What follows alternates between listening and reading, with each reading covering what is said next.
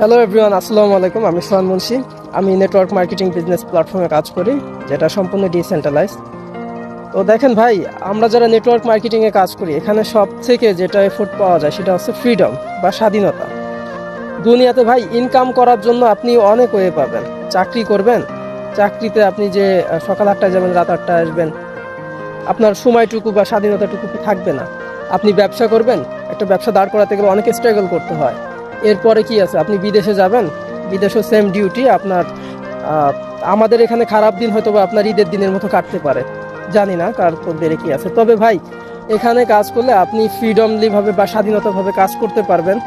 আর এখানে আমার মনে হয় না যে বেশি দিন কষ্ট করা লাগে। এখানে 2-3 মাস কষ্ট করলে হবে। দেখেন, আমাদের দেশে ক্যারিয়ার বলতে আমরা বুঝি কি, 15 লাখ টাকা ঘুষ দিয়ে 15,000 টাকা বেতনের চাকরিকে নাকি ক্যারিয়ার বলে। যেটা এই যে আমি তো দেখেন ভিউ দেখছেন, আমি তো এখন আসি দেখেন আমাদের এলাকায়। দেখেন এখানে থেকে যেটা উপার্জন করি, অনেকে জানেন, আমাকে চিনেন, জানেন উপার্জন করি ভাই, এমন কোনো চাকরি নাই অন্তত দিবে। তো আমাদের দেশে 15 লাখ টাকা ঘুষ দিয়ে 15,000 টাকা বেতনের চাকরি নাকি ক্যারিয়ার বলে। এর থেকে এরকম জমিতে কাজ করে 10 বছরেও 15 লাখ টাকা গোছানো যাবে।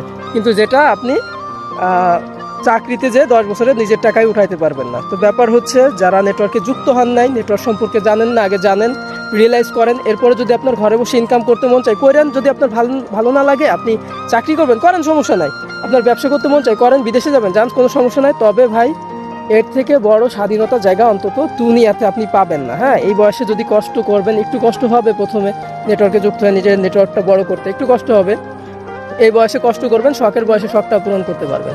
একটা সময় 60 বছর বয়সে গিয়ে 60 কোটি টাকা তো কিছু হবে না ভাই। এই বয়সটারে কাজে লাগাইতে হবে। এখন যদি কষ্ট না করেন, একটা কথা আছে না, কামার যখন বুড়া হয়ে যায় তখন লোহাও শক্ত হয়ে যাবে। বুড়ো বয়সে কষ্ট করতে পারবেন না।